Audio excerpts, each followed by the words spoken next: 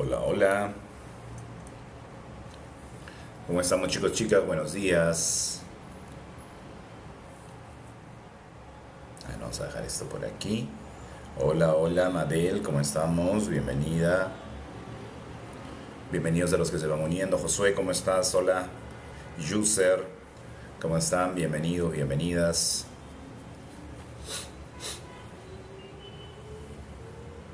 A ver. Siempre en las mañanitas me voy un rato a ver el canal de nuestra amiga Lore, en el que habla de un curso de milagros. Qué bonito es el curso de milagros, es un libro precioso que yo también tengo ahí, que siempre prometo terminar y nunca termino, pero la información que hay en un curso de milagros es una información sin duda alguna canalizada, porque tiene bastante coherencia con más o menos cómo sería la estructura de la vida, ¿no? Que es un libro muy, muy lindo, muy, muy hermoso. Espero que tengan la oportunidad en algún momento de leer este libro, Un curso de milagros. Es fantástico, ¿eh? Léanselo cuando puedan, ¿ya? Bien, hoy día estamos nuevamente aquí en vivo con todos ustedes, buscando de alguna manera conectar, como siempre hemos dicho. Entonces pues, voy a descargar este video, ahí está, y mientras se va descargando empezamos con ustedes. Lo que pasa es que hay un videito de la charla que dimos ayer dimos una charla muy bonita, estuvimos conectados aquí en el en vivo y estuvimos charlando un poco sobre el peso, ¿no? Entonces, pues bueno, eh, vamos a continuar hablando del peso y todo, porque se nos viene un taller muy interesante, pero vamos desarrollando también otros temas. Como siempre en este en vivo buscamos de la mejor manera tratar de resolver todos los temas que podamos resolver desde la hipnosis, ¿no? La hipnosis regresiva terapéutica. Bueno, acá estoy viendo, ya estamos todos conectados. Ajá. Bienvenidos, bienvenidas, gusto tenerlos por aquí. Vamos recibiéndolos, ¿cómo están?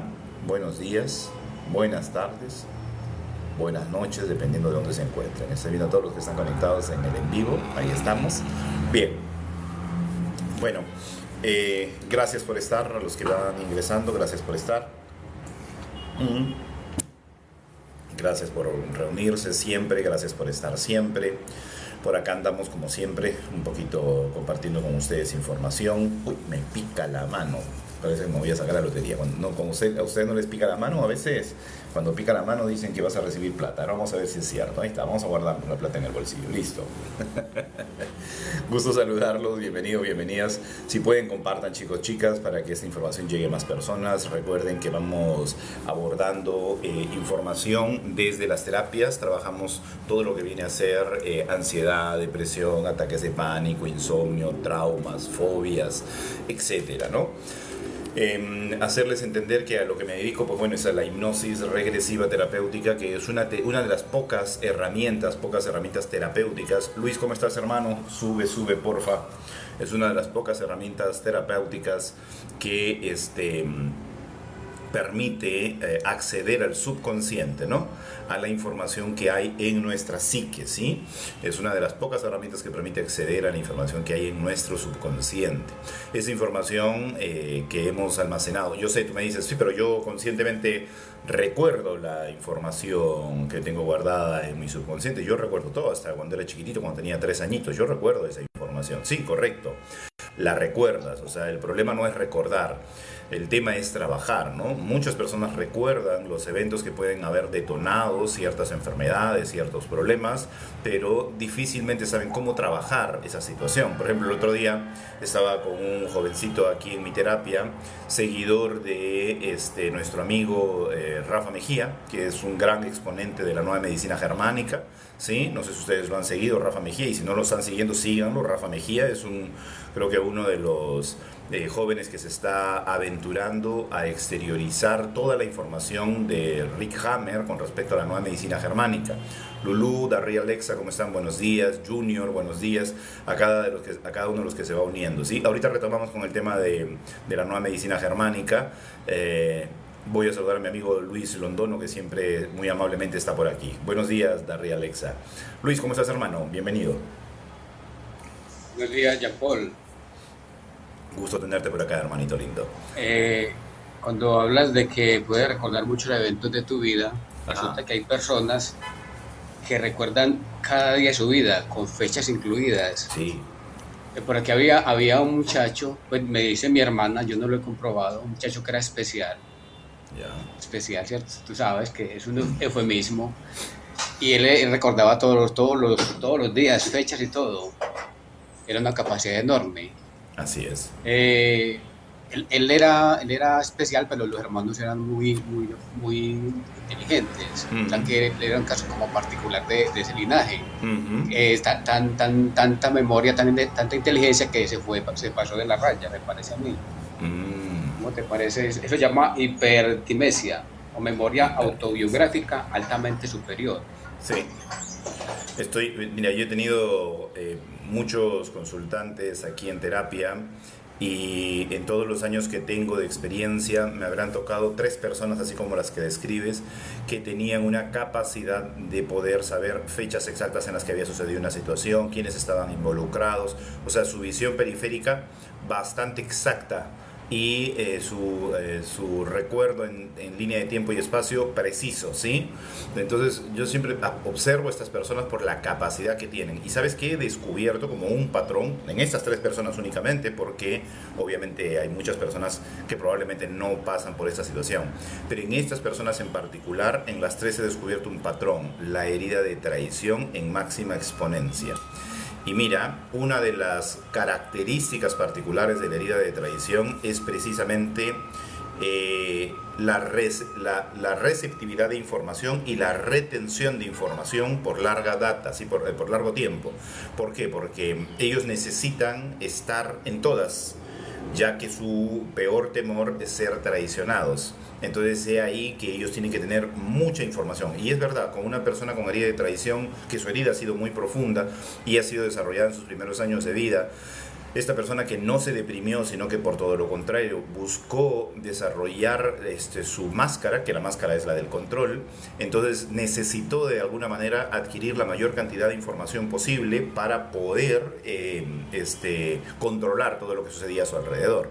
Y controlar significa también tener conocimiento, o sea, son personas que leen mucho, son personas que adquieren mucho conocimiento y la gran particularidad, como tú bien lo describes, es que retienen esta información con mucha precisión, ¿sí?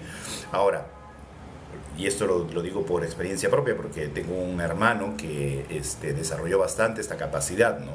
Cuando se encuentran con una persona que sabe más de un tema que ellos desconocen, se frustran.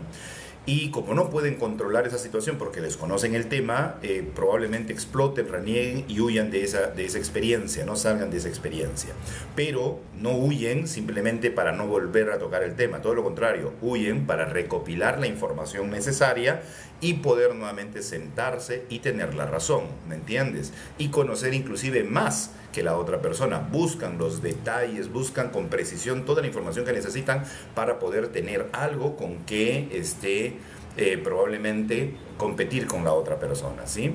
Gracias a Dios mi hermano ha trabajado bastante también su herida y hoy en día es una persona diferente, ¿no? Pero hace muchísimos años tenía esta herida bastante latente y se notaba esa necesidad de controlar, ¿no? Hoy cede el control, eso ya es un gran avance, ¿no? Dice, no, tú eres el mayor, no, por favor, que cada uno ocupe el lugar que le corresponde, porque a veces en esta herida de traición siempre necesitan estar por encima de los demás y eso desordena también el árbol genealógico, ¿no? Entonces son cosas muy interesantes, pero focalizándonos un poquito en la parte de la retención de información, los que tienen herida de traición tienen una capacidad increíble de retener información. Y esto es como patrón, he encontrado ese patrón.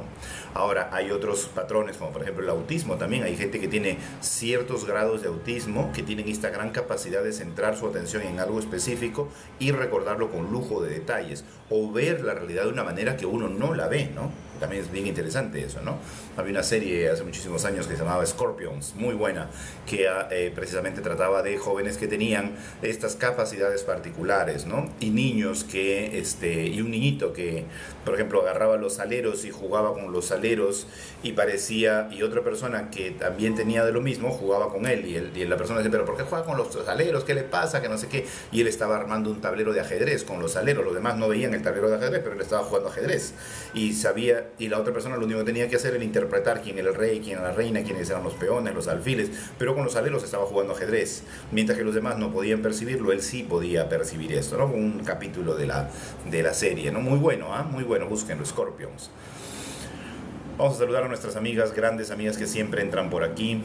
Alexa, a mi amigo Pablito Majuan. Pablito, sube por favor también para que hagas tus aportes. Lulú, ¿cómo estás? Mi hermana menor es así, me comentas. Tu hermana menor tiene este tema de herida de traición y necesita controlarlo. Ahí hay que trabajar bastante la herida de traición porque, miren, herida de traición, herida de injusticia, herida de abandono puede generar personas narcisistas, ¿sí? Dependiendo cómo hayan interpretado la realidad. Y uno dice, pero si somos hijos de padre y madre, ¿por qué ella interpreta la realidad de una manera diferente a la mía? ¿Por qué reacciona de una manera distinta? Precisamente por eso, ¿no? Porque no todos capturamos la información de la misma forma, no todos procesamos, ni todos almacenamos la información de la misma manera, ¿sí? Entonces vamos a agregarle condimentos que de repente otra persona no le agrega, ¿no? Por ejemplo, yo no sé, pues veo a mi papá discutir y puedo decir tranquilamente, bueno, ¿cuál es el problema? Uy, Luis se cayó. ¿Cuál es el problema que discutan? No hay ningún problema, ¿sí? Es problema de ellos, ya ven cómo resuelven. Otra persona dice, no, papá, ¿por qué la tratas así? Que no sé qué. Dice, eligen bandos, ¿no? Entonces, al elegir estos bandos, confrontan a la otra parte del otro bando. Y si la otra persona del otro bando hace algo en contra de la madre, por ejemplo, y este niño es muy pegado a la madre o esta niña es muy pegada a la madre, va tranquilamente a sentir que la están traicionando, que la están agrediendo, que la están rechazando, y puede tomar esta agresión a la madre como algo personal, ¿no? Entonces ahí se genera la herida también, ¿sí? Entonces hay que tenerlo muy en cuenta porque hay que identificar dónde se origina el tema. Daria Alexa dice, así me siento en las relaciones. Es como que cuando traicionas algo tan terrible, lo repito siempre. De los que tenemos mente de pollito, y de los que tenemos mente de pollito, no decretes, ¿eh? Bueno, hay esta capacidad que tenemos los seres humanos para que las personas que no lo entienden, mente de pollito, son personas que olvidan con mucha facilidad las cosas, ¿no? Eso también es un recurso mental, ojo, porque todos tenemos la misma cantidad de peso, de masa encefálica, y tenemos las mismas capacidades de procesamiento. Entonces no tendríamos por qué, a no ser pues que haya habido una afección específica que evite que tú recuerdes las cosas, pero por lo general deberíamos recordar todo con precisión. El no recordar es un recurso de la mente. Si en algún momento haber conectado emocionalmente puede haber sido doloroso, mi mente prefiere no recordar. Si he experimentado alguna situación terrible, traumática, mi mente como recurso dice no quiero recordar, ¿sí? Y entonces empieza a generar estos factores de olvidar rápidamente las cosas, porque a la mente no se le dijo que era para un momento específico de la vida, entonces la mente cree que siempre tiene que hacer lo mismo, ¿sí? Para ese momento específico uno olvida, pero no necesariamente tiene que ser para siempre. Pero como la mente no lo sabe, lo sigue ejecutando, ¿sí? Por ejemplo, no sé, ayer alguien hizo la pregunta, Azul preguntó si el Alzheimer es consecuencia de algo que estábamos hablando ayer, que no recuerdo ahorita qué. Mi amigo Luis se cayó, no sé qué pasó. Ajá, ahí está, se había caído. Pablito, perdóname antes de pasar a la parte del Alzheimer. ¿Cómo estás? Buenos días, amigo. ¿Qué tal? Ya por en la calle ahorita. Ok, está bien, hermanito. No te interrumpo, sí, porque se escucha eco y no se te escucha claro. A ver, voy a tomar. No se te escucha nada. No se te escucha nada. Se cuela el ruido, ¿cómo se llama? Se cuela el viento, creo, no se escucha nada. Pero nada, cuando llegues a destino, tranquilo, hermano, mantente ahí conectado. Bueno, volviendo un poquito, Luis, ¿te caíste? Te botó el esto, creo. Sí, Jean Paul, tengo para decirte respecto al Alzheimer, porque hay una gran parte que es genética. Sí. En Antioquia hay una población, un municipio que se llama Yarumal. Ya. Allá hay un linaje que incluso desde los 30 años pues muy jóvenes, sufren de Alzheimer. Mm, y está pues muy comprobado que esa parte es genética. Por ejemplo, la enfermedad mía que yo supuestamente tengo trastorno bipolar afectivo también es genético. La Universidad de Antioquia estudia esos casos. En mi caso está estudiado, pero mis apellidos están ligados a ese linaje con ese problema de trastorno bipolar afectivo. O sea que según ellos, según los estudios que han hecho las universidades, también obedece a algo genético. Gracias, Jean Paul. Ok, hermano. Bueno, desde la epigenética, el estudio que demuestra que genéticamente, o sea, a ver, vamos a ver. Siempre la medicina convencional se focaliza en el síntoma, en el desenlace de la situación, más no en el origen, más no en la causa. Y ya ahí viene el tema a estudiar y a revisar. La epigenética precisamente se puso a analizar por qué genéticamente experimentamos enfermedades o experimentamos algún tipo de sintomatología o trastorno, ¿no? Y la verdad es que genéticamente está la información, pero el origen no necesariamente es genético, el origen es el conflicto, la situación que se vivió, que vivieron nuestros ancestros, ¿no? Entonces hay una situación raíz, hay una situación en la que donde empieza todo, ¿no? Esta situación tranquilamente podría ser pues un conflicto familiar, por ejemplo, ¿no? En el caso del Alzheimer, desde la biodescodificación, la persona entra a la vejez, lo jubilan, está ya solo en casa, sus hijos ya son grandes, cada uno tiene su vida, la persona se siente sola, de repente si inclusive no tiene con quién o hacerse compañía de quién, solamente tiene una persona que se encarga pues de sus necesidades básicas. Entonces esta persona dice, yo no quiero ver mi vejez, no estoy dispuesto a ver mi vejez, no estoy listo a afrontar esa situación, o no quiero ser una carga para mis hijos, ¿no? Entonces ese pensamiento intrínseco que lo tiene constantemente hace que la mente vaya escapando de la realidad, ¿sí? Va escapándose completamente de la realidad. Y acá les cuento un caso muy lindo, ¿no? Este caso lo vivió un amigo terapeuta de Italia, aquí no recuerdo su nombre, su apellido es bastante particular. Bueno, la cuestión es que este amigo desarrolla una técnica para poder ayudar a las personas con Alzheimer porque su mamita le da Alzheimer, ¿no? Entonces él trata de ayudar como sea. Él vivía en Italia, sus hermanos estaban creo que en España y ninguno de los hermanos se podía hacer cargo de la mamá, entonces decide meter a la mamá a un asilo, ¿no? Y en este asilo, pues lo único que hacían para tener a las personas tranquilas era sedarlas, ¿no? Cada vez que iba a visitar, que venía de Italia a España a ver a su mamá, siempre le encontraba durmiendo todo el día, ¿no? Entonces decía, pero no puede ser, todo el día duerme, decía, sí, todo está durmiendo, está descansando, la señora está descansando. Ah, no, yo la saco de acá. Entonces decide sacar a su madre del lugar y hacerse el cargo de su mamá e irse a vivir con su mamá. Hola, Cali, ¿cómo estás? Bienvenido, bienvenidas a todos los que van iniciando. En mi familia corre mucho el Alzheimer. Ahorita vamos a hablar de eso, Lulú, porque es bien importante el Alzheimer. Justo estamos desarrollando el tema. Entonces, ¿qué hace mi amigo? Comienza a hacerle a su mamá hipnosis. Todos los días le hacía hipnosis a su mamá. Todos los días le hacía hipnosis. Comienza a cambiar su dieta. Comienza a entusiasmarla para que ella se anime, a recorrer los lugares que conocía, llevarla aquí, llevarla allá. La mamá, gracias a Dios, tenía un Alzheimer no violento, porque hay Alzheimer que pone a la persona que se mezcla con demencia senil y se pone bastante agresiva, ¿no? Entonces, en este caso, gracias por compartir en Cali. Gracias por los tap-tap, chicos. Recuerden, hasta que se les adormezca el dedo, por favor, denle tap-tap, ¿sí? Ahí denle clic, clic, clic, clic, tap, tap, hasta que se les adormezca el dedo, ¿sí? Hasta que les salga ampolla. Bueno, y entonces, para que no nos baneen el en vivo, para que no nos cambien el en vivo, ¿sí? Para que no nos salgan mensajitos ahí. Continuemos. Ego, ¿cómo estás? Ahora te saludo, sí, dame unos minutitos. Entonces, viene esta situación. Gracias por el quiéreme, Osmar, gracias.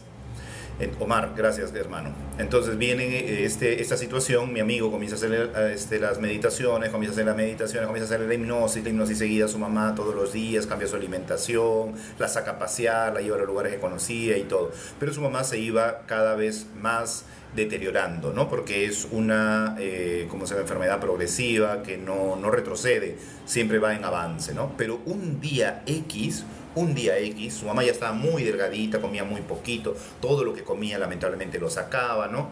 Entonces su cuerpo ya no responde, ¿no? Entonces ya su mamita está muy delgadita, muy deteriorada, y un día vuelve por completo, pero así vuelve por completo la señora, así totalmente nítida, totalmente nítida, que lo reconoce, le habla, todo, ¿no? Él se asombró porque dijo, wow, funcionó, ¿no? La abraza, ese día la pasan bien bonito y la señora sentía que no podía caminar, se sentía muy débil, muy agotada, ¿no? Entonces se mira en el espejo y se asusta ella misma de sí, ¿no? Y le dice a su hijo, hijo, ya no insistas más. De verdad no, pero mamá, yo te voy a ayudar para que te recuperes. No, no, no, no, no, no, no, ya no. Ya no, le dijo, no me acepto así, no me acepto. Y Bloom se apagó completamente. Entonces eso le da un poquito de pie, porque aquí de ahí viene una experiencia muy linda cuando la señora fallece, ¿ya? Pero, que ahora se las cuento, pero él se dio cuenta que en realidad sí podía regresar, pero la señora al no aceptarse se deteriora nuevamente y ahí venía el tema. O sea, cuando el ser humano ya no se acepta, no acepta su condición de vida, no acepta su vejez, no se siente útil, se siente como carga de otras personas, todo eso que ya está en la mente. O sea, por más que el hijo le diga, pero mamá, tú no eres una carga, mamá, yo a ti te amo, yo te quiero tener conmigo, mira, tienes todo lo que tú necesitas. No, ya en la mente de la persona siente que no es útil. He ahí que es bien difícil que le dé a personas jóvenes. Por eso esto que dice Luis debe responder a una constelación más arriba en el árbol genealógico, en el inicio de ese pueblo que podrían tratar de olvidar. Por ejemplo, la vejez para toda esta gente de este pueblo puede haber sido terrible. O sea, ¿cuáles habrían sido las leyes para la vejez? ¿Cómo habrían sido tratados los ancianos? Entonces muchos tienen miedo de llegar a la vejez y muy de jóvenes les empieza este Alzheimer y tratan de olvidar o de repente no necesariamente la vejez, porque si estos empiezan muy temprano, habría que ver el promedio, qué tan temprano empiezan y qué pasó con todos los jóvenes. Por ejemplo, si tuvieron que involucrarse en un conflicto armado, hubo de repente terrorismo, cosas por el estilo, y hubo mucha violencia con los jóvenes, con los adolescentes, con la gente un poquito mayor, digamos de 30 para arriba, y los violentaron, les hicieron daño, los metieron en una fosa común, ¿no? Papá. Entonces, ¿qué pasó con todo eso? Eso queda como un recuerdo muy potente en todo ese pueblo. Y ese pueblo puede querer evitar llegar a esa edad, temer llegar a esa edad, por ser ajusticiados de esa manera. Y pueden desarrollar enfermedades neuronales, efectivamente, acercándose a esas etapas de su vida, ¿sí? Entonces, tengamos en cuenta que somos comunidad, ¿no? Como dice mi amiga Lorena, común unidad, ¿no? Somos una común unidad. Entonces todos nosotros no solamente pertenecemos a una familia, pertenecemos a un grupo vecinal, pertenecemos a un estado, pertenecemos a un país, somos un grupo de personas. Todos los que estamos aquí dentro de Perú pertenecemos al grupo de los peruanos. Entonces hay cierta conexión entre todos nosotros que nos unen como nación, ¿no? Entonces mientras no cambiemos todos nuestra mente, no cambia esa nación.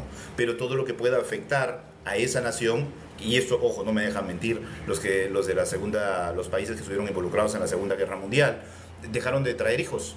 Por eso son países en los que solamente hay adultos, ya no hay niños, no hay jóvenes. ¿Por qué?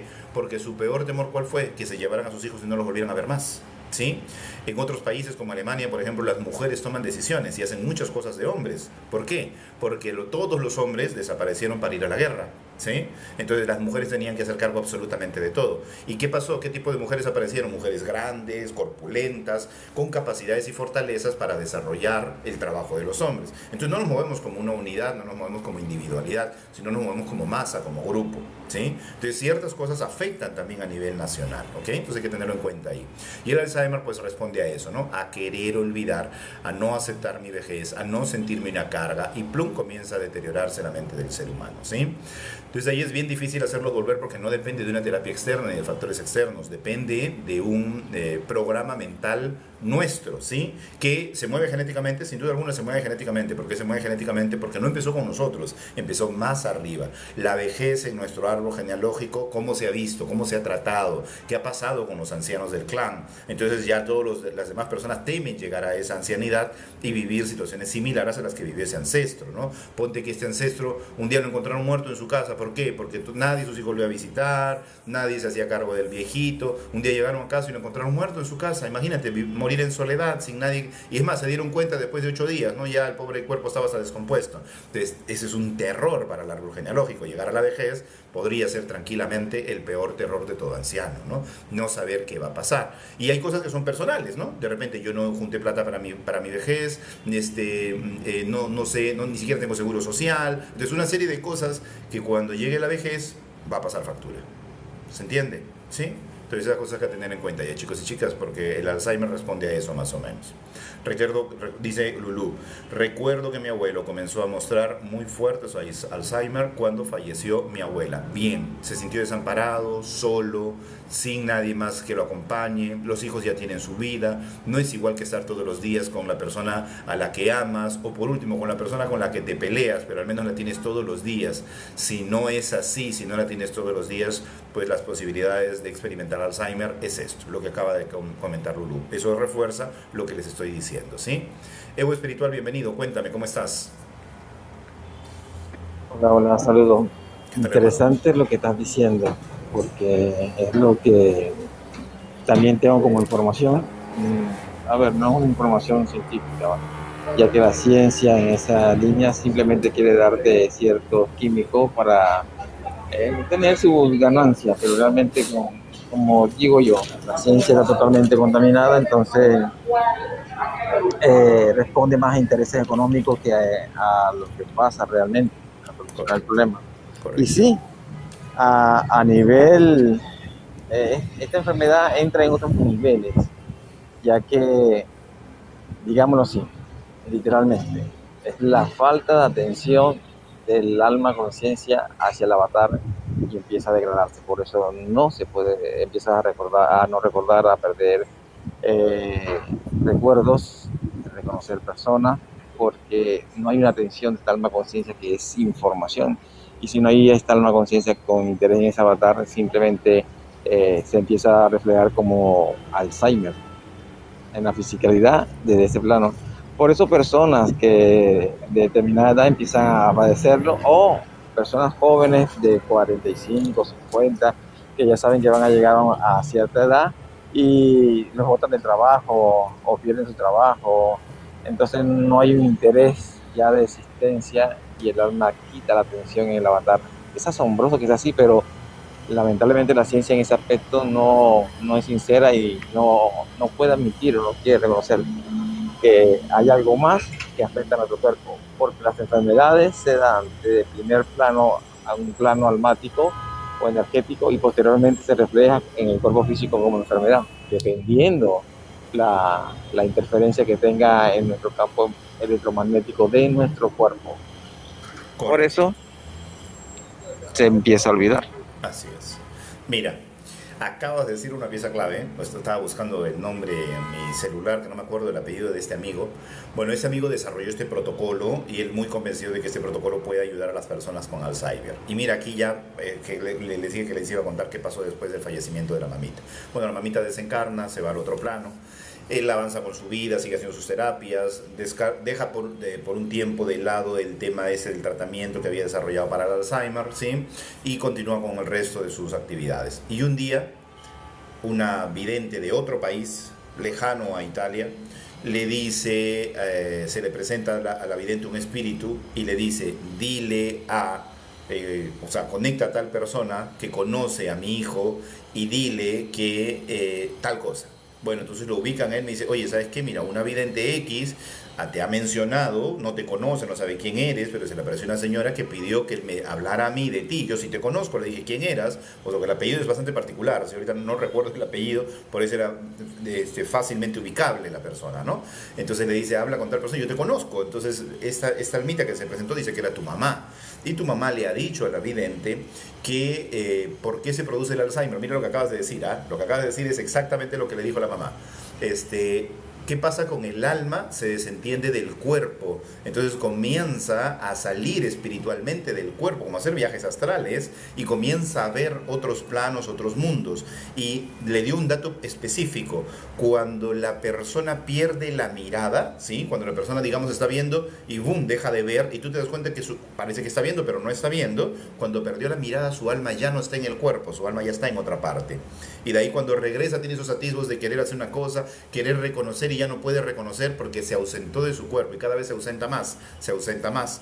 Y que el método que mi amigo había inventado sí servía, pero para los inicios del Alzheimer. O sea, podías hacer volver a la persona en los inicios del Alzheimer. Cuando ya estaba avanzado no era posible. Y que sí, que la madre había regresado producto de todo el trabajo que su hijo estaba haciendo, había vuelto completamente, pero ella misma había decidido ya partir. Era el propósito de su alma, ¿no? Y que ahora desde el otro plano le estaba dando el mensaje a esta vidente para que esta vidente se la dé a esta amiga, y esta amiga se la dé a mi amigo, sí, que conocía, para poderle hacer entender que sí funcionaba su método. Entonces de ahí él trajo el método y nos lo estuvo compartiendo. Es más, nos lo mandó por ahí, yo no sé, por ahí lo tengo guardado, pero voy a tratar de ubicarlo para pedirle el protocolo completo, porque es un protocolo bien interesante para las personas que tienen Alzheimer, pero en sus inicios, ¿sí? En sus inicios. Entonces es muy fantástica, muy, muy interesante la explicación que dio la almita fuera del cuerpo, porque dice que eso es, que se salen de su cuerpo, como lo que decías ahorita, Ego, ¿sí? Que dejan de interesarse por su cuerpo físico y comienzan a interesarse más en otros planos, porque ya en este plano pues no se sienten a gusto, no se sienten capaces, no se sienten productivos, sienten que van a hacer una carga. Entonces hay muchos fenómenos alrededor que podrían estar respondiendo al Alzheimer, ¿sí?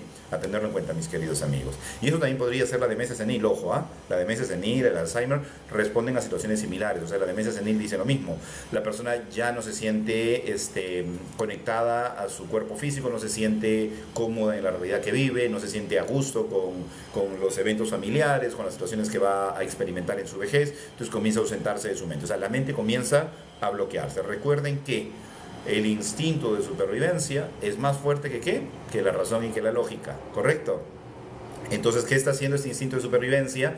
Está creando un protocolo de simplemente ausencia de esa vejez, de ese miedo a la vejez, porque en realidad ahí lo que se esconde es un miedo a la vejez, miedo a no ser útil, miedo a ser una carga. Entonces lo que está haciendo es un recurso de reparación o de solución mental para poder, para no tener que enfrentar esos temores que tiene, y plum, genera la demencia senil, genera el Alzheimer, ¿no? Y comienza a ausentarse la mente de la persona. Súper interesante. Gracias, Evo, por el aporte, porque dime. Lo que pasa es que yo siempre abro varias ventanas. Claro. Yo también pienso que a medida que uno envejece, se van perdiendo conexiones neuronales, ¿de acuerdo? Correcto. Por eso es, por ejemplo, cuando uno ejercita el cerebro, y la forma más eficaz es aprender un idioma. Cuando uno aprende un idioma, está demostrado que el Alzheimer se retrasa aproximadamente 4 años y medio. Ya. Hay otros ejercicios como la lectura y otras cosas, el ejercicio, pero lo más importante es aprender un idioma. Entonces, este también es algo que puede evitar los problemas mentales, ¿de acuerdo? ¿Qué pasa con un anciano? Un anciano común y corriente, digamos de 70 años para arriba, ya deja la lectura, que normalmente no leemos, no tiene ninguna práctica de escritura ni nada. Entonces también por eso se acelera ese problema del Alzheimer y otras enfermedades mentales, como la demencia senil, desde mi perspectiva, ¿de acuerdo? No, está perfecto. Yo quiero aprovechar para preguntarle a Ego espiritual, ¿por qué eligió ese nombre? Porque es un contrasentido. Se supone que en lo espiritual no existe el ego. Y estoy hablando del ego ilusorio como siempre, porque siempre hago la aclaración, ¿de acuerdo? Entonces simplemente que mi amigo Ego espiritual me diga por qué colocó ese nombre. Muchas gracias. Muy bien, muy bien. Adelante, Ego, respóndele. Una curiosidad de mi amigo Luis. Bueno, qué interesante el tema del Alzheimer. Mientras Ego se prepara para responder, voy planteando esto, ¿no? Qué interesante lo que dices tú también, porque sí, hay un producto a propósito que estoy analizando, estoy estudiando. Yo me metí a un curso de psilocibina para aprender un poco más sobre el tema de los hongos y también descubrí las propiedades de la melena de león, ¿no? Que es un hongo muy interesante para generar nuevas sinapsis, nuevas conexiones neuronales, ¿no? Entonces estaría ayudando mucho a las personas que tienen Es bastante problemas. complicado. Es el estudio que tengo hace bastante tiempo. Ajá. ¿Se me escucha? Sí, se te escucha. ¿Se me escucha? Sí, sí, sí. Sí, te escucho, te escucho. Está diferido nada más, ¿no? O sea, como que, o sea, todavía no aparece como tu botoncito encendido, pero recién aparece tu audio. Pero te escucho, ¿ah? ¿Me escucha? ¿Se me escucha? Sí, sí, sí. Sí, es el estudio que tengo durante bastante tiempo, años, del alma conciencia y mucha investigación de Corrado Malanga, por ejemplo, de Caloyo Griface, por su propia experiencia personal, donde he entendido de que el alma es un punto de atención de una conciencia y es lo que marca todo. Entonces, si desarrollas tu ego, que es tu identidad, entre tantas fatalidades de alma, vas a poder mejorar tu calidad de vida, vas a ver el tiempo de manera diferente, prácticamente como si el tiempo no existiera, y te vas a desarrollar más como persona, como un ser consciente que eres. Pero la mayoría tienen de determinismo y dependencia a un creador o algo superior, y con una mente de un creador no vas a poder evolucionar como ser que eres o como ego que eres, porque ego eres tu identidad, tu ser. Por eso soy ego espiritual. Porque espíritu o espiritualidad es experiencia y el ego es tu identidad, eres tú. Ok. Bien. Paul, Dime, adelante, Luis. lo que pasa es que yo quería aclarar, porque me gusta mucho la visión de Freud, que ya se los he dicho, que él habla del ego funcional y el ego ilusorio. Nosotros debemos eliminar, obviamente, el ego ilusorio, que son los miedos, que son las cosas que nos exige la cultura, como el éxito, miedo al fracaso, etcétera, etcétera. Ese es el ego ilusorio y ese es el ego que yo debo disolver. Carl Jung habla de la individuación. La individuación es yo buscar el ser que yo soy. ¿Cómo busco el ser que yo soy? ¿Quién es Luis Londono si fuera un hindú? ¿Quién es Luis Londono si hubiera nacido en la China? ¿Quién es Luis Londono en Colombia?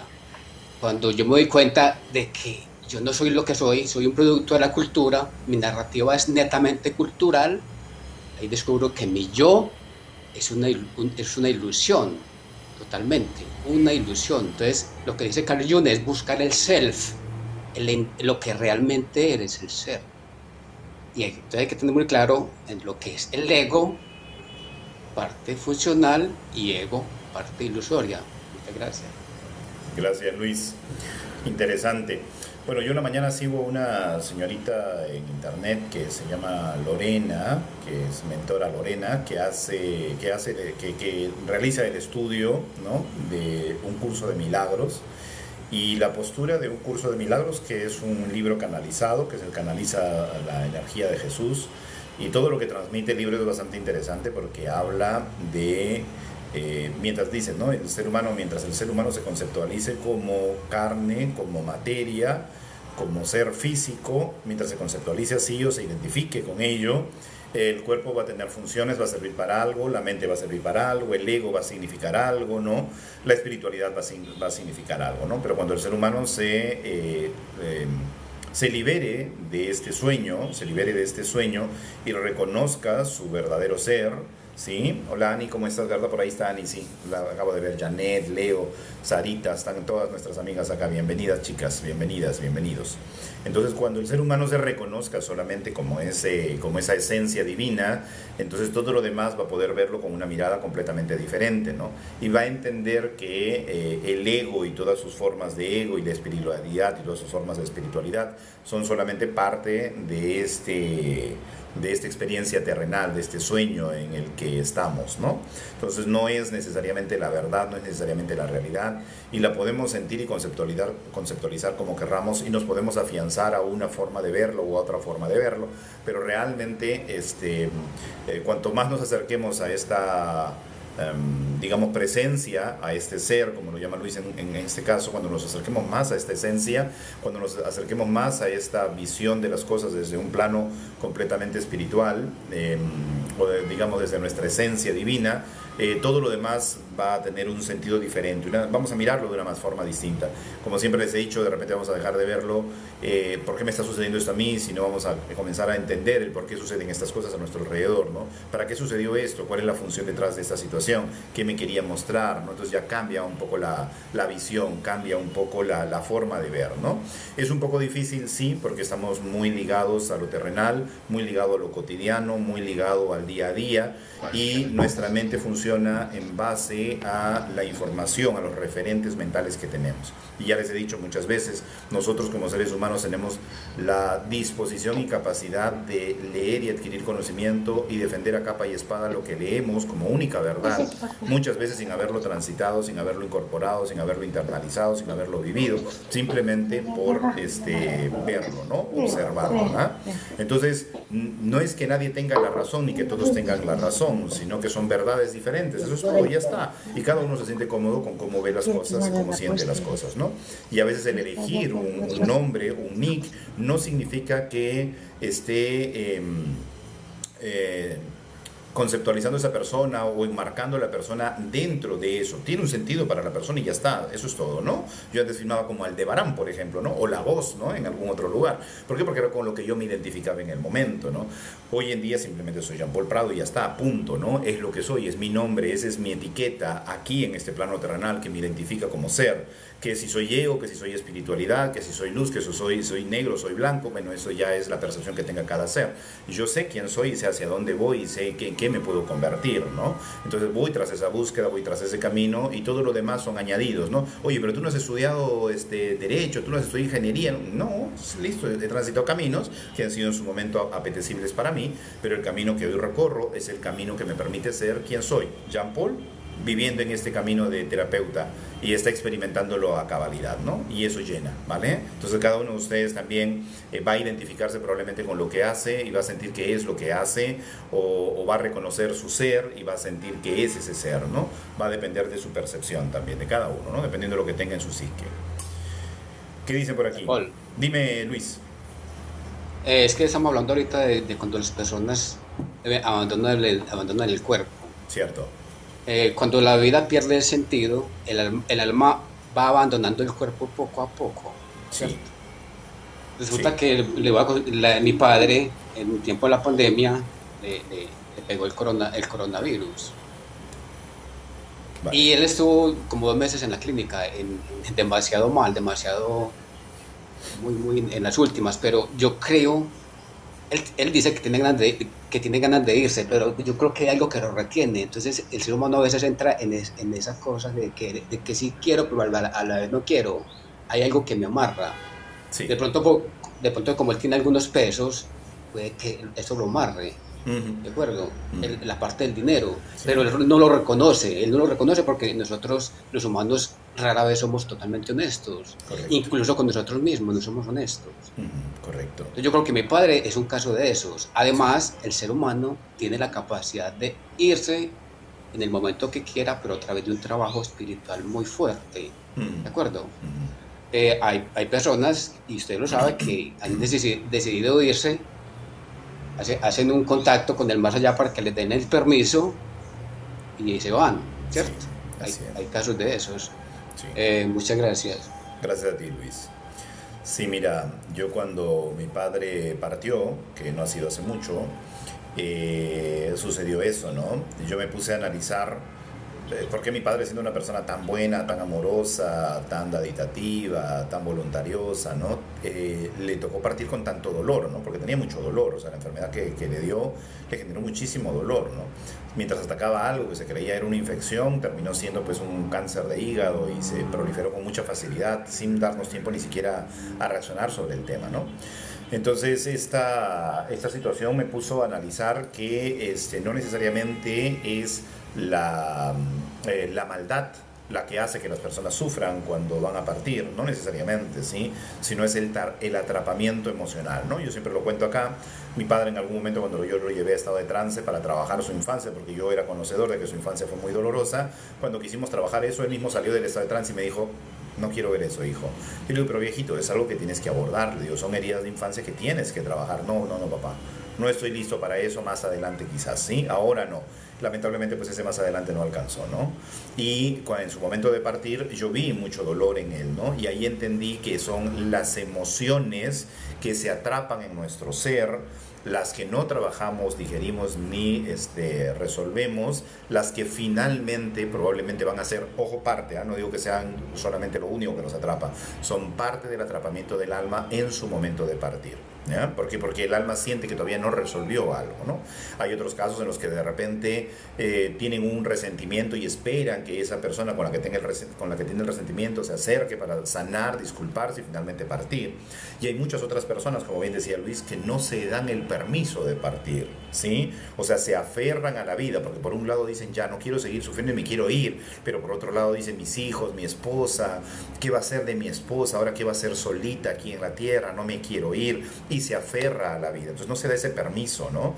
Entonces, de dejar que todo fluya, que todo sea, y que de simplemente permitirse, ¿no? Entonces hay muchos factores por los cuales una almita puede, en su proceso de pérdida, en su de partida, aferrarse, ¿no? Y no dejarse salir, ¿no?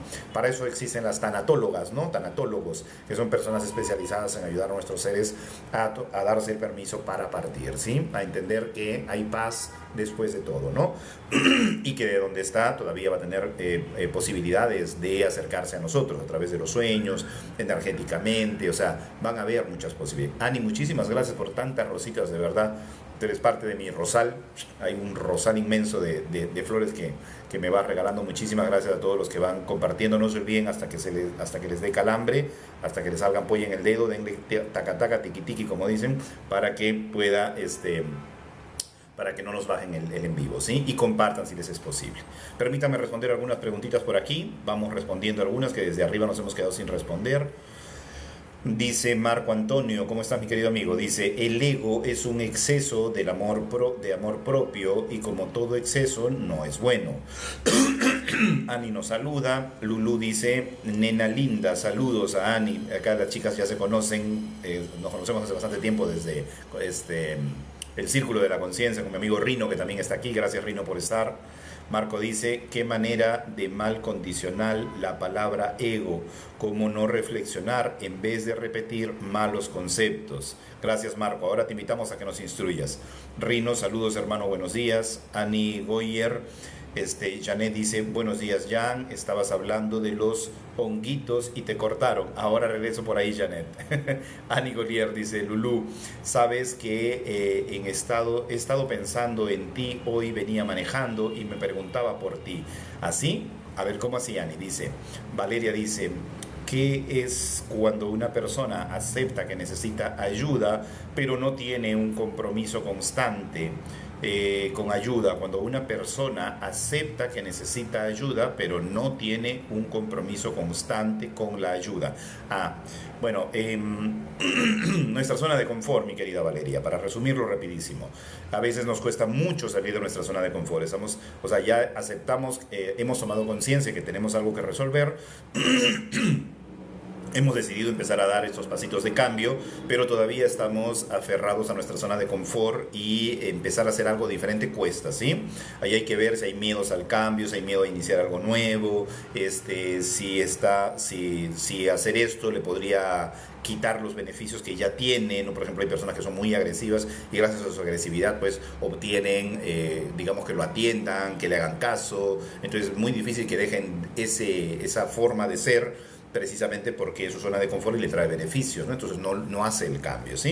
Entonces pasa por ahí también Valeria, ¿no? Ani Gautier dice: estoy bien, amiguita, solo con muchos deberes, tengo familia de visita en la casa. Muy bien, sube un rato. Ani dice, escríbeme por WhatsApp mejor. Ok, sí, ya te escribo, chula. Muy bien, ahí están las chicas conversando. Buenos días, Jan, estabas hablando de los honguitos. Ahora voy con los honguitos. Y son de sus emociones y su carga emocional. El ego te impide aceptar el cambio de estado cuando llega la hora de devolver el traje. Muy bien, excelente también aporte, Marco. Ani dice con gusto, no es así el ego, dice Panthers. Pablo dice, a menudo el Alzheimer limpia memorias del árbol genealógico. Al tratar al paciente estás ayudando al árbol. Claro, no es exceso de amor propio, está mal el convento del ego, dice Ani Gautier. Hola, saludos. Hola, nena, saludos. Gusto. Bueno, Marco Antonio Arteaga dice ego, ego espiritual, le responde a Marco Antonio. Dice, cada ego solo significa yo. Es tu identidad, lo demás son arquetipos. Marco dice, hola anfitrión, fue un gusto saludarles y a los presentes. Tengan todos un buen día. No, pero no te vayas, Marco. Justo íbamos a empezar a preguntarte sobre el ego. Bueno, es que cada ser humano tiene un concepto, si se dan cuenta, con respecto al ego. Para algunos es la individualidad, para otros es un constructo mental, para otros, pues bueno, como Luis nos acaba de explicar, para Carl Jung también tiene una forma de verse el ego, ¿no? Entonces, para el libro Un curso de milagros hay otra forma de ver el ego, ¿sí? Entonces, cada quien vemos al ego de una manera diferente, ¿sí? Vamos a empezar en eso, ¿no? ¿Qué es lo que se construye desde que somos niños? ¿La espiritualidad o el ego? ¿Qué se construye desde que somos pequeñitos?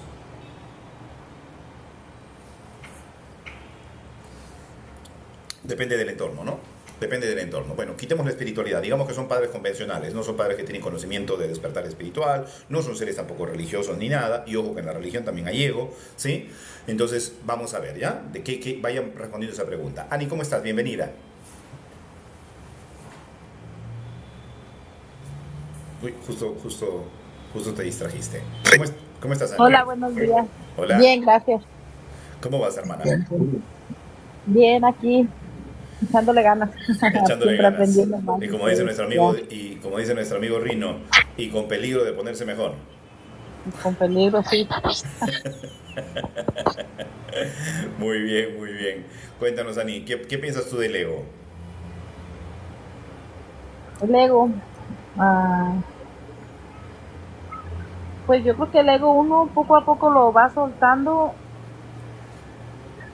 Y también siento que a veces no sirve, así que no puedo dejarlo por completo. Bien, es parte de, ¿no es cierto? Le preguntaba, Leo dice, repite la pregunta. A ver, vamos, te repito la pregunta. Digo, cuando somos pequeños, cuando somos niños, cuando somos chiquititos, ¿qué se va construyendo? ¿La espiritualidad o el ego?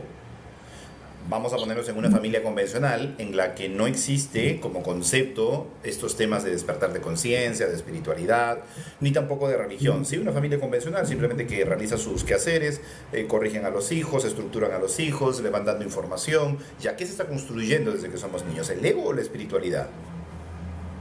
Yo creo que el ego. El ego, ¿no es cierto? A ver, ¿qué dice por ahí Leo? A ver, ¿qué dice por ahí Lulú? Dice, el ego es parte de nosotros. Lulú dice, no todo del ego es malo. Ajá. Elsa dice, el río es un amor desmedido por uno mismo. El ego debe ser. El ego, claro, el ego. Pablo dice, el ego. Leo dice, el ego, correcto. O sea, desde que somos pequeñitos, desde que somos niños, muchísimas cosas van a estructurar quiénes somos. ¿Sí? Van a cimentar los referentes de nuestros constructos mentales en función a repetición, en función a asociación, y vamos a ir construyendo rasgos de personalidad, ¿sí? Y, no creo que me dejen mentir, sin lugar a dudas, una de las primeras cosas en hacerse visibles es el yo soy, el yo puedo, el yo soy mejor que los demás, ¿sí? El yo me atrevo, el yo soy capaz. No sé, ¿se das cuenta? Comienza a mostrarse varios yoes y muchos de estos yoes necesitan aprobación, identificación. Muchos de estos yoes necesitan recompensa. Muchos de estos yoes necesitan ser reconocidos, aprobados. ¿No es cierto? ¿Cierto? ¿Sí? Entonces ahí se va desarrollando algo muy interesante, porque el ego se asocia bastante, no solamente con la estructura del yo, sino también con esta capacidad de sentirse algo más importante dentro del círculo en el que te mueves y va tras esa necesidad de aprobación y reconocimiento. Y se puede desbordar tranquilamente cuando comienza a aparecer estos rasgos, entre comillas, narcisistas, en los que quieres ciertamente controlar y sentirte el todopoderoso dentro de un espacio. O sea, ahí se desborda un poco esta conceptualidad del ego, ¿no? Pero te das cuenta, es parte de, o sea, no es todo el constructo, es parte de. Cuando el problema está, cuando esto se comienza a desbordar y se convierte en algo dañino para las demás personas o para la misma persona. ¿Vale? A ver qué me dicen por acá. ¿Qué me dicen? Adelante. Pero esto viene siendo como al paso del tiempo cuando el niño va creciendo, porque cuando es el niño, pues al principio no tiene, cuando es bebé que está naciendo, todavía nada más es él, está viviendo en el aquí. Pero entonces el ego se va construyendo con el paso. Claro. O sea, el ego como rasgo de personalidad se va a ir construyendo en el camino, en el tiempo. En el camino. Sí. Y, por ejemplo, este ego desmedido, este amor por uno mismo desmedido, también puede haber sido creado en función a cómo nos trataban nuestros padres. Tú eres el más hermoso de la tierra, el más bello del planeta, tú eres el más inteligente, tú eres el más veloz, tú eres el más capaz. Entonces comienzan a crear una idea imaginaria, que es lo que decía hace un rato Luis, refiriéndose a Carl Jung, ese ego imaginario en el que yo creo que soy lo que dicen que soy, pero no necesariamente puedo confirmar lo que soy, o de repente sí puedo confirmarlo, y peor aún, porque eso se ratifica, se convierte en un programa mental, y no hay quien me saque de esa verdad, hasta que me choco con una pared y me doy cuenta que no es tanto como me lo decían. Pero eso ya en la adultez, en la madurez, ¿no? Algunos se dan cuenta, entonces se quedan pegados ahí por vida, ¿no? Ahora dice por entonces aquí, cuando sí. es bebé sí podría ser como que sí es espiritual, todavía Sí, es espiritual cuando es bebé. sí. Primero es espiritual, después se construye el ego. Claro, porque recuerden que la madre es una pieza clave en el constructo de una criatura, y la madre nos enseña dos cosas que son importantísimas, ¿no? El amor propio, ¿sí? El amor propio. Ojo con esto del amor propio, porque el amor propio tranquilamente se puede convertir en un ego desmedido cuando se le da demasiado del amor propio, ¿sí? Y la otra parte es la empatía. Mira qué importante, el ego y la empatía. Entonces, cuando hay demasiado ego hay poca empatía, ¿sí? Porque hay demasiado amor propio y poca empatía. Pero cuando se regulan estas dos cosas, tenemos una persona que sí se puede reconocer a sí misma, se puede amar moderadamente, sin exagerar, y puede ser empática tranquilamente. Entonces, esos dos lo genera la madre en una primera instancia. El padre es el que nos va a enseñar a conectarnos con el mundo exterior. Entonces, del padre va a venir otro tipo de ego, el ego de la conducta comportamental con el mundo exterior, cómo yo me comporto con el mundo exterior. Ese es mi referente, mi padre, ¿no? Si mi padre ningunea a las demás personas, las trata mal, las humilla, saca provecho de ellas, si las ve como simplemente peones y él se ve como alguien superior, el hijo puede pasar por dos cosas: aborrecer esa forma de ser del padre o querer imitar esa forma de ser del padre. Si es que ve ventajas en esta situación, puede querer imitar esa conducta del padre, incorporarla como rasgo de personalidad y ejecutarla, porque si yo soy hijo de mi padre no puedo ser diferente, entonces yo sigo sus patrones de conducta. ¿Te das cuenta? Entonces ahí vienen estas lealtades que se van generando también en el camino, ¿no? Yo te sigo inclusive en esa forma de ser, ¿sí? Entonces hay que tener muy en cuenta eso, porque ahí es donde comenzamos a construir un ego, y a veces somos tan estamos, y no me gusta utilizar la palabra ignorancia, ¿sí? Pero simplemente por desconocimiento estamos tan embebidos en esa forma de ser y no vemos otra verdad, que difícilmente nos damos cuenta de un equilibrio entre el ego y la espiritualidad. Difícilmente nos damos cuenta del trabajo que tenemos que hacer para lograr ese equilibrio, ¿sí? Ahora dice por aquí, perdónenme que leo un poquito también lo que escriben acá los chicos. Dice, el ego es un amor desmedido por uno mismo. Perfecto, así es, Elsa.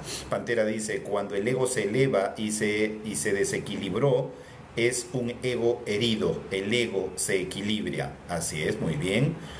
Pantera dice, así que solo equilibren su ego. Muy bien, Pantera. Y hagan una introspección, que eso lo que eleva su ego. Marco dice, te condicionan desde niño, te enseñan a temer, te desarrollan tu no yo, el ego y no el amor propio. Bien, así es que es un amor propio desmedido, pienso yo, ¿no? O mal canalizado, mal guiado, ¿no? Mantener todo en un balance. Pablo dice, depende de la conciencia de lo que veamos, correcto. El ego herido sube y afecta a uno mismo y después a los demás. El ego del hombre es muy diferente del ego de la mujer. Ah, mira qué interesante ese punto de vista. Muy interesante, dice Ani Pantera. El ego no diferencia género, se trata de personas. Muy bien, Marco. Ahí están en un consenso entre ellos dentro del chat, y está interesante porque todo aporta, ¿sí? Como siempre vemos acá, yo no tengo la razón, simplemente soy un aportador y ustedes aportan también. Estrella, bienvenida.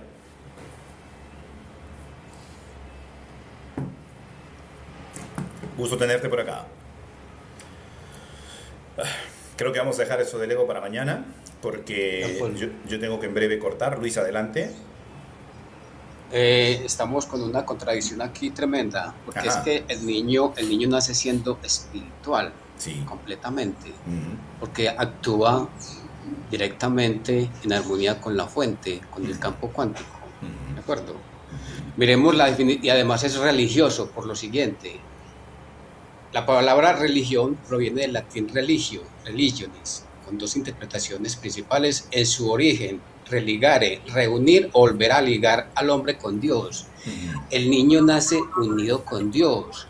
¿Qué hace la cultura? Separarlo del Dios verdadero. Mire qué contradicción ahí. La cultura hace lo inverso. Así es. Desligar al niño. La cultura es antirreligiosa. ¿Sí me entienden el contrasentido ahí? Sí, por supuesto que sí. El niño nace siendo espiritual y también religioso, porque religioso está ligado a la fuente, obviamente. Sí. Por eso decían los grandes sabios como Nietzsche o Jesús, que el fin del hombre, el homo spiritus, es cuando se alcanza a ser como un niño.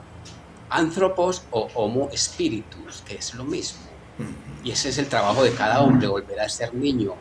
Por donde sea, por donde quiera, busque los caminos, pero esa es la única salida. Volver a ser niños, que es estar conectado todo el tiempo con el campo cuántico, con la fuente, o con como quiera llamarlos, ¿de acuerdo? Muchas gracias. Mira, esto que tú acabas de decir ahí en la hipnosis es algo que yo corroboro constantemente, ¿ya?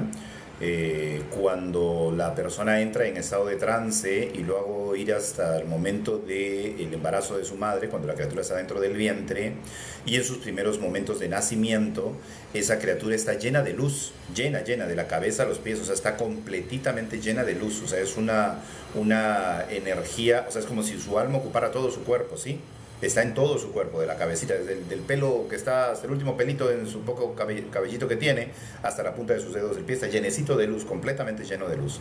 Y cuando vamos haciendo un avance gradual, esa luz poquito a poquito se va achicando, se va achicando, se va achicando, se va achicando, hasta quedar más o menos a la altura del corazón, ¿no? En un lugar que los hindús reconocen como el asiento del alma, ¿no? Entonces ahí está, en ese lugar está colocado, ¿no? El alma se va reduciendo y quedando en un espacio pequeño, pero en un principio son pura luz. Y estoy de acuerdo contigo desde la parte teórica, en la que cierto estamos conectados a la fuente sin duda alguna, porque venimos de allá, traemos experiencias que vamos a vivir acá, pero seguimos siendo pura luz.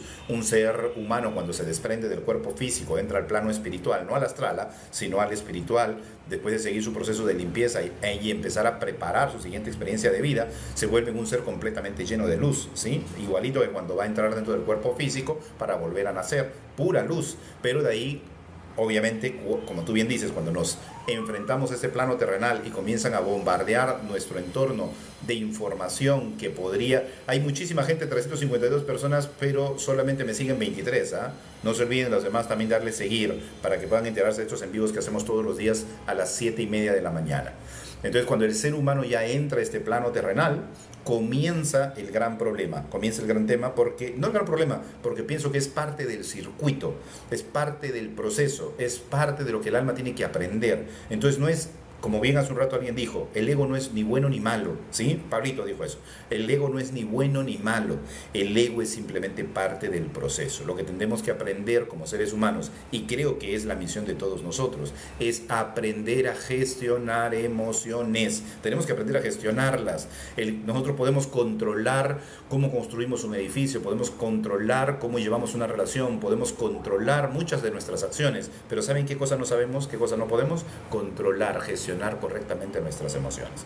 ¿Podemos evitar ser emotivos? No podemos, porque somos un ser emotivo, hemos venido a experimentar emociones. No podemos experimentar una emoción, pero sí podemos dejar de atraparnos en la emoción. Entonces ahí viene el tema, ¿no? El ego es parte de, pero es lo necesario para poder encontrar la otra parte que vendría a ser la espiritualidad. Sin ego no hay espiritualidad, sin ego desbordado no hay búsqueda de ayuda, sin búsqueda de ayuda no hay conocimiento de espiritualidad. Una primera mano ya lo hemos visto en la religión y después ya entramos a la espiritualidad, al despertar espiritual, porque una cosa es despertar de conciencia y otra cosa es despertar espiritual, que ya alguna vez lo hemos hablado. Entonces cuando llegamos a esos puntos interesantes es donde empezamos a abrirnos a una conciencia completamente diferente, ¿sí? Y ahí nos damos cuenta que no es bueno ni malo, es simplemente necesario, es parte del proceso. Mis queridos hermanitos, como siempre, gracias. Luis, para cerrar. Sí, lo que pasa es que gestionar emociones requiere, para mí, necesariamente la autoobservación o el ileísmo, que yo hablo mucho del ileísmo. El ileísmo es esencialmente lo mismo que la autoobservación. ¿Desde qué punto? Desde la conciencia. Lo que pasa es que el ileísmo implica hablar de mí mismo en tercera persona. Ustedes ven que yo me refiero constantemente de Luis, de este ser, y yo lo miro desde afuera, con la conciencia. ¿De acuerdo? Hablar de mí en tercera persona. Eso suena loco, pero es yo tomar distancia para poder gestionar mis emociones. Correcto. Mirarme yo mismo como objeto de estudio desde la conciencia. Así es. ¿Sí me hago entender? Sí, por supuesto, por supuesto. Porque yo hablo de Luis, porque me estoy observando. Ajá. ¿De acuerdo? Correcto. Correcto. Y rara vez, yo ese término no lo conocía, pero yo naturalmente hablaba de mi tercera persona. Ya. Lo hacía naturalmente porque yo pienso que es necesario uno verse desde afuera, ver qué pensamientos recorren tu cerebro, por qué surgen, por qué se van, por qué son repetitivos. Y es un estudio que uno debe hacer todo el tiempo. Muchas gracias. Gracias a ti, mi querido Luis. Ani, Pablito, ¿algún mensajito ya para terminar? Pues yo referente a lo que estábamos platicando, yo creo que los niños solo están presentes, no juzgan, es conciencia pura, es espiritualidad pura y de ahí en adelante es que viene, es como nosotros los padres nos tenemos que educar también para saber qué es lo que le vamos a enseñar a los hijos, para construir su ego, qué es lo que nosotros les estamos enseñando a ellos. Mira, eso es lindo lo que acabas de decir, porque hoy las redes sociales que son una ventana abierta para que podamos compartir mucho tipo de información, así como yo comparto algunas cositas, hay otras personas que están compartiendo muchas cosas lindas, muchas experiencias interesantísimas, y hay muchos padres que desconocían de estos temas que hoy en día están adquiriendo este conocimiento y que finalmente este conocimiento va a servir para educar a las futuras generaciones. Así que eso es una puerta fantástica. Todo el que quiere escuchar, que oiga; el que tenga oídos para oír, que oiga; el que tenga ojos para ver, que vea. Gracias, Ani. Excelente comentario, como dice Rino. Excelente comentario. Pablito, ¿algún mensaje ya para cerrar? Gracias por hacerme llegar al objetivo. Muchas gracias, chicos y chicas. Muchas gracias, Ani. Pablito, Paul, dime, Luis.